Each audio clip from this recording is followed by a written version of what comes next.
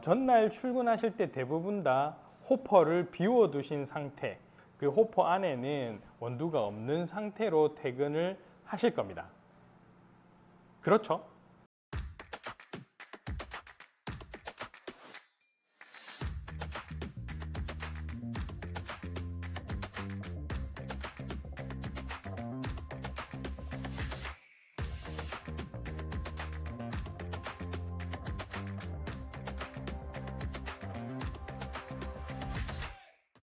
안녕하세요. 79커피입니다. 날씨가 엄청 많이 더워졌죠. 몇 주 전만, 한 2, 3주 전만 해도 약간 서늘한 느낌이 좀 있었는데 지금은 엄청나게 많이 더워진 것 같습니다.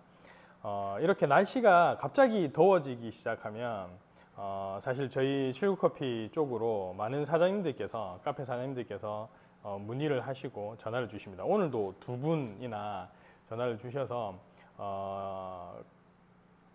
그 원두 커피 추출에 대한 부분에 대해서 물어보시고 하셨는데요. 대부분 다 이런 질문들을 하세요. 뭐라고 하시냐면, 저는 아무것도 손 안 댔는데, 손대지 않았는데 오늘 갑자기 커피 추출이 빨라지고 또 맛이 약간 연해진 느낌이 조금 있습니다. 이렇게 질문들을 하시거든요. 그런데 그렇게 질문해 주시는 카페 사장님들의 공통점이 하나가 있습니다. 그게 대부분 뭐냐면, 카페를 시작하신 지 1년이 채 안 되신 분들이 그런 질문들을 많이 주세요. 사계절을 다 지내보시지 않은 카페 사장님들께서 이 커피 원두의 상태가 변화되고 추출이 계절에 따라서 바뀌는 부분들에 대해서 아직 잘 모르시기 때문에 그래서 커피 추출에 대한 부분이 변화가 생겼다고 전화 문의를 많이 주십니다. 그래서 오늘은 우리 커피를 이제 막 시작하시는 카페 사장님들, 그리고 홈카페를 운영하시는 많은 분들을 위해서 커피 추출이 갑자기 빨라지는 현상들이, 왜 그런 현상들이 생기는지에 대해서 한번 알아보려고 합니다. 에스프레소 추출이 빨라지는 원인은 여러 가지가 있습니다.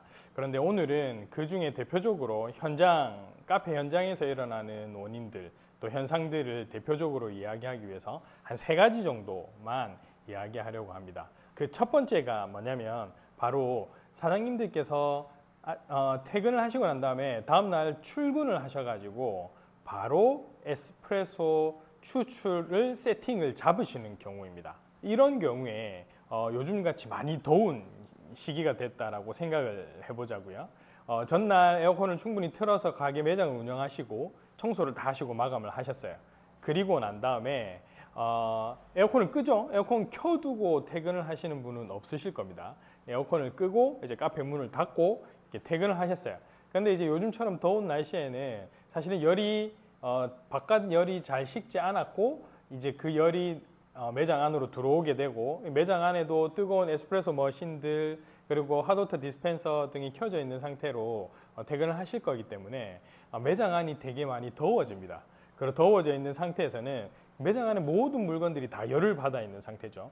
그런데 아침에 출근을 해서 이제 뭐 창문을 여시면서 환기를 하시겠다라고 생각을 하고 창문을 여시고 난 다음에 바로 추출을 잡으시는, 그러니까 세팅을 잡으시는 경우가 있어요. 이렇게 되면 사실 커피 추출이 제대로 잡히질 않습니다. 왜냐하면 우리가 아무리 환기를 빨리 해낸다고 해도 시간이 걸리는데, 그렇지 않고 바로 추출을 하게 되면 우리가 사용하는 에스프레소 머신, 그리고 또 그라인더, 이런 애들이 다 열을 받아 있는 상태입니다. 그리고 무엇보다 중요한, 우리가 사용하는 커피 원두가 열을 받아 있는 상태예요. 이렇게 원두의 온도가 올라가 있는 상태, 그리고 커피 머신과 그라인더들이 전체적으로 뜨거워져 있고 더워져 있는 상태에서 바로 추출을 하시게 되면 안정화가 되어져 있지 않은 상태이기 때문에 추출이 제대로 잡히지 않습니다. 특히 원두가 많이 더워져 있고 온도가 올라가 있는 상태이기 때문에 추출이 바로 잡히지 않습니다. 그렇기 때문에 저희 79커피에서는 어떻게 말씀드리냐면, 아침에 출근하시면 환기도 좀 하시고, 그 다음에 더운 여름 같은 경우에는 에어컨도 좀 틀어 놓으시고, 그 다음에 청소하실 것도 조금 청소하시면서 좀 전체적으로 매장의 내부의 온도나 환경들이 조금 안정화가 되고 난 다음에 커피, 에스프레소 추출을 잡으시라고 추천을 드립니다. 그렇게 해야 어느 정도 연속해서 그날 추출했을 때의 추출 변수들을 조금 잡을 수 있는 그런 환경들이 되거든요. 그래서 그렇게 하실 것을 권장드린다라고 말씀드립니다. 그리고 또 하나는 전날 출근하실 때 대부분 다 호퍼를 비워두신 상태, 다른 곳으로 원두를 다 옮기시고 그 호퍼 안에는 원두가 없는 상태로 퇴근을 하실 겁니다. 그렇죠? 그렇게 하실 걸 권장드려요. 그런데 그런 상태에서 퇴근을 하신다 하더라도 우리 그라인더 챔버, 지난 시간에 그라인더 구조에 대해서 배웠는데 예전에 배우셨죠? 그 그라인더 챔버 안에 남아있는 그라인더 날을 둘러싼 그 챔버 안에 남아있는 분쇄 원두는 사실은 전날 사용한 원두가 그대로 남아있습니다. 포토필터 뭐 심한 경우에는 한 번 가득 이상 남아있는 경우도 있죠. 그걸 가지고 아침에 바로 추출을 잡으시는 경우도 있어요. 이제 요 개념에 대해서 잘 모르시게 되면 그러면 어떻게 됩니까? 사실은 그 분쇄 원두는 사실은 오늘 새로 넣은 호퍼에 넣은 원두가 아니고요. 전날 퇴근하기 전에 갈아 놓은 분쇄 원두입니다. 그러니까 얘는 상태가 가스도 어느 정도 거의 다 날아갔고요. 향미도 별로 없겠죠. 그리고 산패도 진행이 된 상태일 거예요. 그렇게 되면 추출도 가스가 없기 때문에 많이 빨라지고요. 향미도 없기 때문에 맛도 없습니다. 그래서 이제 산패가 됐으니까 당연히 맛이 없겠죠. 그런 현상을 벌어지기 때문에 꼭 아침에 출근하셔서 이제 환기를 하시고 여러 가지 루틴을 조금 하시고 난 다음에 추출을 잡으실 때는 꼭 새로운 원두를 호퍼에 부으시고 2번 정도는 버려주신 다음에 세팅을 잡으실 것을 권장드립니다. 전날 걸로 세팅 잡으지 마세요. 그러면은 멘붕 오실 거예요. 그러니까 꼭 2번은 버린다라고 생각하시고 추출을 잡으시기 바랍니다.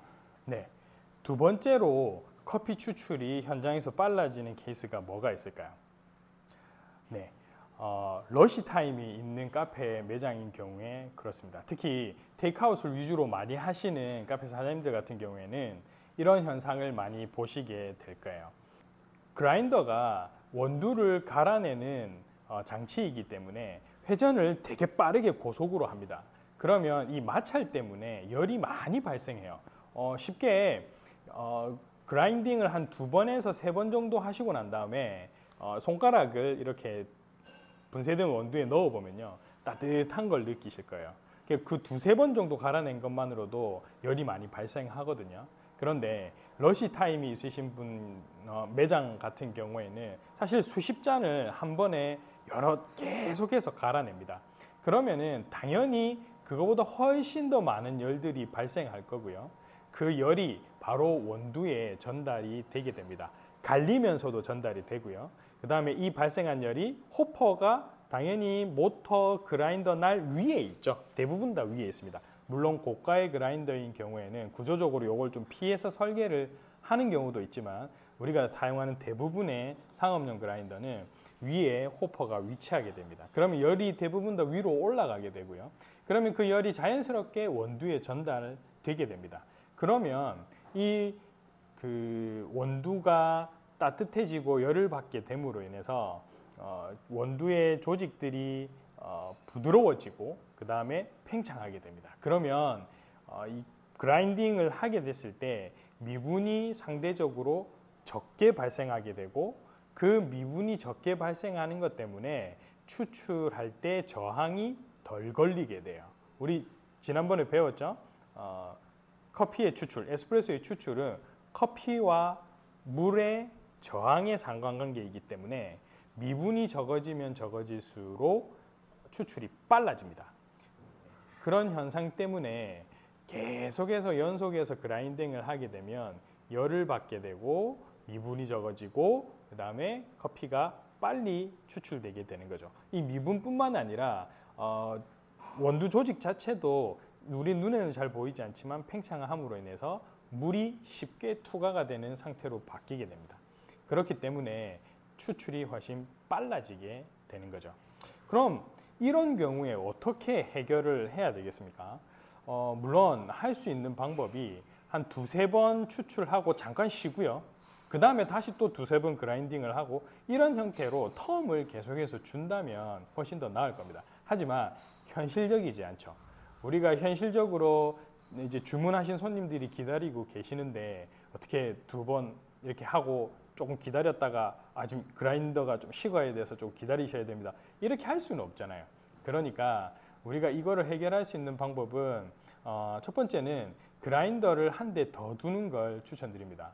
그래서 많은 프랜차이즈 카페들 같은 경우에 그라인더를 2대 또는 3대를 놓고 쓰죠. 물론 원두를 다르게 쓰기 때문에 그런 경우도 있지만 많은 경우에 2대 정도를 두시는 곳에는 이런 현상 때문에 이렇게 열을 받는 현상 때문에 그라인더를 2대를 두고 이제 번갈아 가면서 사용을 합니다. 그러면 아무래도 텀이 좀 생기기 때문에 이제 그라인더 열이 조금 식게 되고 연속으로 계속 갈아내는 것보다는 열을 조금 덜 받게 되겠죠. 그리고 또 하나 경제적으로 재정적으로 조금 더 여유가 있으신 우리 사장님들께서는 이제 그라인더를 선택하실 때 뒤에 팬이 달려서 이렇게 그라인더 내부에서 발생한 열을 밖으로 빼주는 그라인더들이 있어요. 그런 그라인더를 선택하시면 상대적으로 열을 조금 덜 받게 됩니다. 그런데 우리가 현실적으로 이 영상을 보시는 사장님들께서 커피 그라인더를 2대를 두거나 또 팬이 달려있는 조금 고가의 그라인더를 사실 수 있는 여건이 되신다면 좋겠지만 우리 많은 개인 카페 사장님들께서는 이제 그렇게 하기가 힘드시잖아요. 자, 그러면 이럴 때는 어떻게 해야 되겠습니까? 심지어 그라인딩을 한 10번, 15번 연속으로 하고 나면 이제 추출 시간이 점점 빨라지기 시작하다가 한 10초 이상 차이가 나는 경우도 있어요. 원래 한 30초 맞춰놨던 녀석이 한 18초 정도까지 떨어지는 경우를 볼 수가 있거든요. 그럼 이런 경우는 어떻게 해야 되겠습니까? 사실은 분쇄도를 가늘게 조정을 해주면 좋은데 막 바쁜 시간에 분쇄도를 조정하게 되면 우리 또 어떻게 해야 되죠? 안에 그라인더 챔버를 비워줘야 돼서 2번 버리는 행위를 해야 되죠. 이렇게 시간이 걸리고 원두가 낭비되는 부분들이 있습니다. 그런데 급하다고 또 그라인더 분쇄도를 조정하게 되면 나중에 러시 타임이 끝나고 그라인더가 어느 정도 식게 되면 다시 또 예전 분쇄도로 돌아오게 돼요. 그러면 분쇄도를 가늘게 해놔버리면 또 추출이 너무 느려지는 현상이 발생합니다. 그렇기 때문에 이럴 경우에는 임경변으로 우리 바리스타 사장님들께서 저항을 생각하시면 돼요. 물과 커피의 저항. 우리가 저항을 만들어 줄 수 있는 게 분쇄도 말고 또 뭐가 있죠? 도직량을 조금 늘려주는 겁니다. 한 0.5g 정도만 도직량을 늘려줘도 추출 시간이 확연히 느려지는 것을 확인하실 수가 있거든요. 그렇기 때문에 추출을 연속으로 하시다가 어느 순간 추출이 느려지기 시작한다라고 하고 그게 너무 심해진다라고 생각하신다면 그런 현상을 보신다면 이제 도직량을 한 0.5g 정도나 이렇게 늘려주셔서 추출 시간을 조금 더 길게 가져가 주실 것을 권장드립니다. 이거는 임기응변이니까 하나의 팁이거든요. 그 부분을 한번 생각하셔서 적용해 보시는 것도 나쁘지 않습니다.